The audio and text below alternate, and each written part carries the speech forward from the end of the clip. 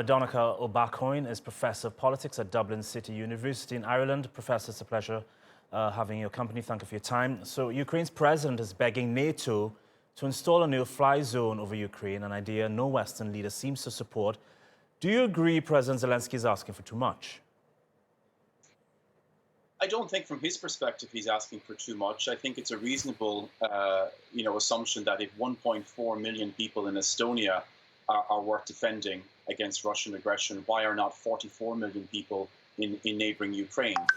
They are not children of a lesser god. They have the same rights and obligations as any other human being in the region. So I think that they feel that they are being treated as not fully part of Europe in a way, that Europe should be fighting for them because they are fighting Europe's fight. That's how certainly President Zelensky has put it when he put that emotional plea there for Europe to join hands with Ukraine.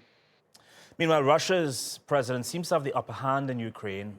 And Western countries, putting all their cards on the table about what they would and would not do, obviously is not helping Ukraine. What are your thoughts about Russia's strategy here, including the use of social media? Well, I think Russia's strategy has been to psychologically disarm the West, and the whole debate about the no-fly zone is an integral part of that, and even the whole putting of Russia on high nuclear alert. It's to send out a signal that Russia is going to use maximum force, as your introduction outlined, to win this war, because Putin is frustrated. This was supposed to be a short, brief war, and it stalled, and he's trying now to find different ways of getting a quick victory. I think, when we look at where we are now, the obvious point of parallel is the Cuban Missile Crisis of 1962, when the world was close to a conflict between the superpowers over a piece of territory that was close to one of those superpowers.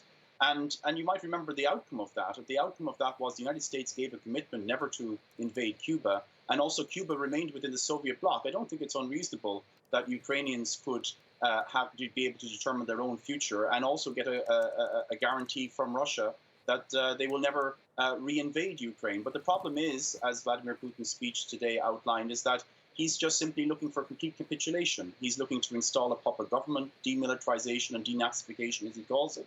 That will never be acceptable in Ukraine. It's interesting, too, how many troops have been lost in Russia. If we are to believe the Ukrainian Defense Ministry, it's several thousand. They quoted 9,000 a day before. If you compare that to Afghanistan, Soviet troops lost in Afghanistan in 10 years was about 14,000 in combat. So in 1 week, they're approaching those kinds of numbers in Ukraine. And of course, we know that the Afghan war brought an end to the Soviet Union ultimately. And I think this is why Putin is so desperate. I think that he knows that he's wagered everything on winning this war in Ukraine. And if it doesn't turn out as he plans, I think it's the end of him.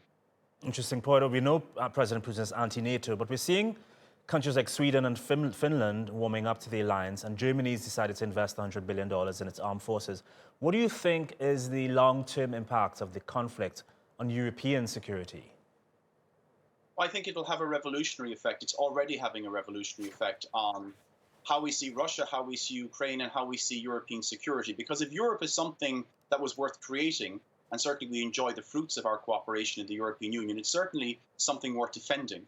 And that's a debate, actually, that's even occurring here in Ireland. Ireland, as you know, is a militarily non-aligned country, traditionally neutral. And there's already a strong debate here that we should be supplying weaponry to Ukraine. We don't have a lot of weapons, obviously, but we have about 2,000 anti-tank missiles, which people are complaining, why are they lying idle here when they could be helping the people of Ukraine to help themselves? And that's a debate that we've never had before in Ireland, because, of course, we're on the periphery of Europe. We're not in a dangerous neighbourhood, so to speak. But the fact that it's awakened these sentiments in Ireland and it's becoming a real live issue is testimony to how we're all having a rethink, no matter what part of Europe we're in.